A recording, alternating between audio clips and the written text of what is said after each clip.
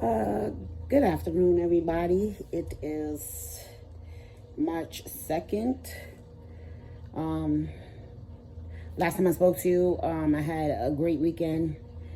But Tuesday, like you've seen, I was in between feelings.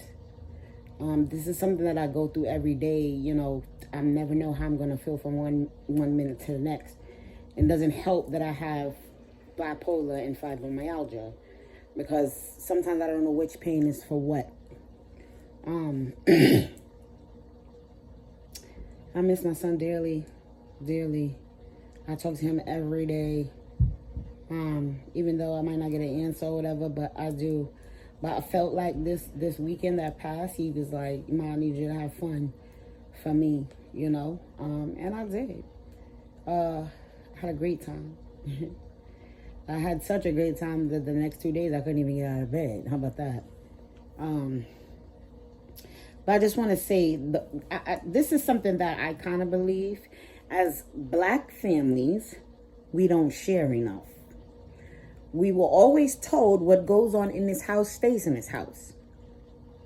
Not realizing probably we're all going through the same thing. I feel like discussions should be made, especially within a family, Find out how your kids are doing, what's going on with them, Don't be judgmental. Give them a chance to talk, or even if let them write it in the journal. Because this non-communication is not working. We're losing our kids. We're losing our kids to suicide. If we don't see something wrong with that, I don't know what else to say. We are in trouble. There's going to be no future.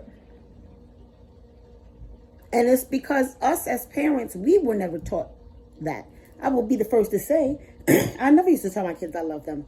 I just felt like I never got everything I wanted. My parents was always broke. I made all the money I could make to make sure my kids was never wanting for anything, but forgot that I love you and forgot that God was very important. Then you start, these conversations in the family, and you realize we're all going through the same thing. Believe it or not, you're going through something that somebody else is probably going through, but you don't say it because that's not what we was taught, and that's not something that we want our family to look at us and say, "Oh, she's crazy." I don't want you to say I'm crazy. I needed help. My thoughts couldn't stay still. I needed help, whether you understand it or not. The road to a healthy road is selfish. You have to let certain people go. Those people that don't help or encourage you, let those people go. You don't have to hold on to them. You know what's going on with you. And if you don't want to speak about it, you have the chance, the responsibility to do what you need to do to get to that place. If you wake up every day talking about, "I want to die," guess what? That's how you're going to feel every single day. But if you wake up in the morning saying it's going to be a great day, guess what? It'll be a great day, even if it wasn't a great day. Always trying to turn a negative into a positive. And that's what I've learned. I promise you, once I realized how bad I was as a mother, I apologized to my kids one by one. I didn't learn that until I was like 40 something, when I realized I had all of these things going on. I apologize to my kids over and over again, and I'm so much closer. So it kind of hits a little hard, that I lost one. How? On my watch. How?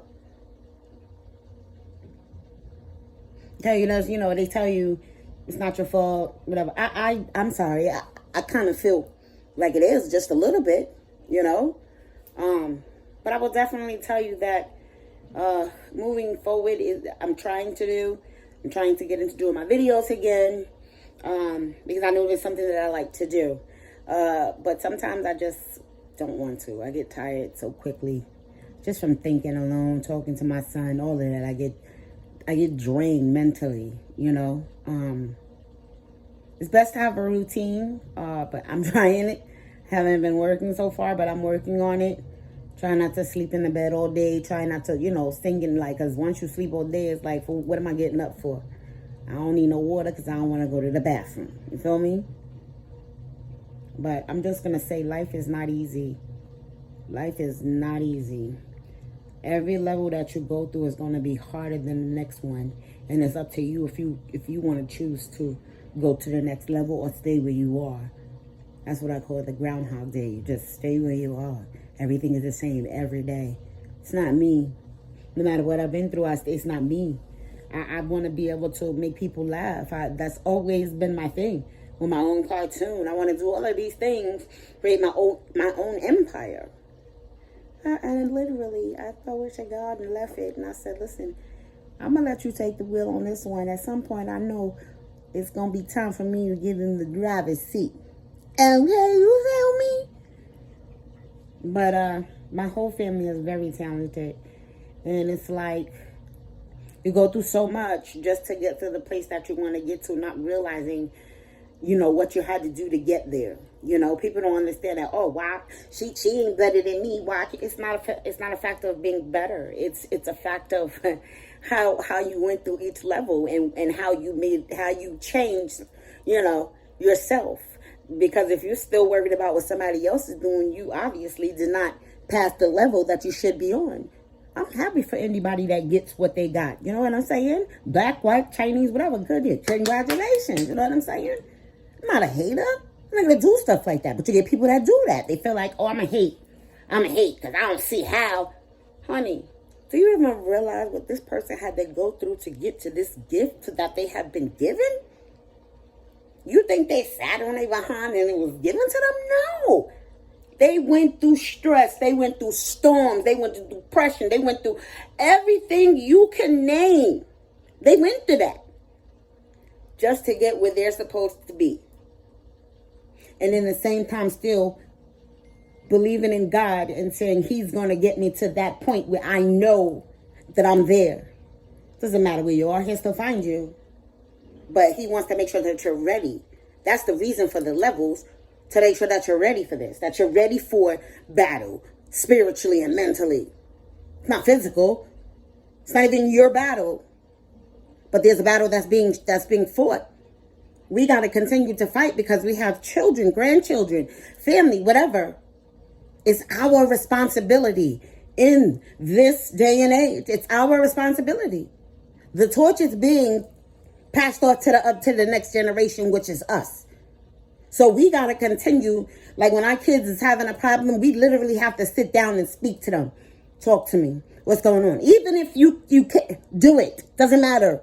Doesn't matter. It's not about you. And believe it or not, kids will remember the simplest thing, and that will be and it will be something corny to you, but it's a big thing to them that held them back for so long. So watch what you say to your children. I know you're like, these is my kids. I can say whatever I want to, but let me tell you something. When you don't watch what you're saying, you'll see how your kids turn out to be. They start cursing at you and all this other stuff, and you looking at them like, where they got that from? I mean, children are people too. So you still need to treat them as human beings and not be like, oh, you're a kid. Okay, so when you say that, it makes me seem like I got a disease. You're a kid. No, I always let my kids speak for themselves. Say what you need to say. And always tell them don't be disrespectful. But a lot of grown-ups don't like stuff like that. I know how I felt as a kid, and I know how I felt when I wasn't able to talk or express my feelings. So I made that my thing for my kids.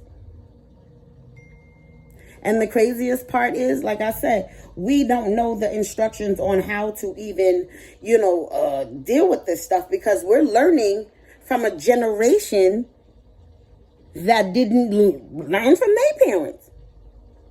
Crack era. Let's call a spade a spade. Crack era. All them kids, all of us was during that era. Our parents didn't take care of us. They sent us outside all day long and you're in a junkyard flipping on a pissy mattress. We didn't have electronics. And if we did, they still was kicking us out. And I'm not saying that this generation is even better because it's like they sit their kids in front of the TV, YouTube, and all of that stuff. Not saying that it's anything wrong with it unless they're learning something from it. But I feel like I cannot stand just watching somebody else play a game or some other. I can't stand it. Why are we watching this for? This has no value in nothing. You're never going to use this later on in life. It is our job as parents to make sure that generations to come will be set. They will be set, meaning financially, knowledge-wise, mental-wise, they will be set. But if we first have to figure out what's going on inside ourselves in order to fix anything. They tell you that when you're on a plane, if the thing comes down, put it on your face first and then the person next to you. So that's the same thing for anything in life. You cannot help somebody if you ain't getting help for yourself. You can't tell somebody that they're crazy when you do exactly the same things that they do and then you go, no, I don't. Why I gotta record you? I'm telling you what's happening. And once again, because of black families, we were told, so you don't need no doctor, you ain't crazy, you ain't this, you ain't that. I pray to God all the time. And you know what I feel? I prayed, he gave me the answers and showed me what I needed to look for, what I needed help with, how to get the help. And I do these videos because, again, I want people to learn, understand, know what's going on. When you go to the doctor, when they're using words you don't understand, you say, can you break that down in English? Thank you. When I first got sick, my neurologist asked me if I wanted to get money. I'm sorry, what? Dude, I don't feel good. Why am I so tired? Why can I not go to work? Why all the things that I was able to do that I couldn't do anymore? That made me so depressed. I was in bed for 6 months. 6 months. Because I didn't have the tools then. Then as I started getting the tools and speaking to the right people, therapists, whatever, it took them about maybe a year or two to diagnose me with bipolar maybe. And so it is what it is. But at the same time, it's like, yo, I had to do what I had to do regardless of what anybody said or anybody felt. And sometimes that's what it is. We have to do what we don't want other people see us doing it, but we shouldn't care.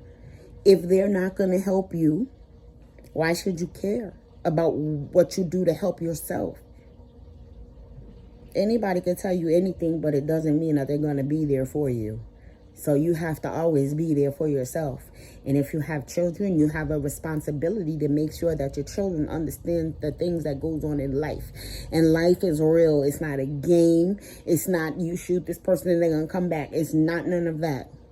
None of it. We can't fly. We can't run fast. We can't do anything. These are all video games. We're human. We hurt. We bleed. We bleed the same color. So I just want to encourage any and everybody that if you're not having a beautiful day, I'm going to smile for you. I'm going to say, you're beautiful, you're enough, and you're loved. Don't let nobody ever tell you anything else. And everybody else, here goes a big old fat hug. I love you. See you tomorrow, God willing. Pray until something happens. Pray until something happens. Pray until something happens. I'm Love you guys.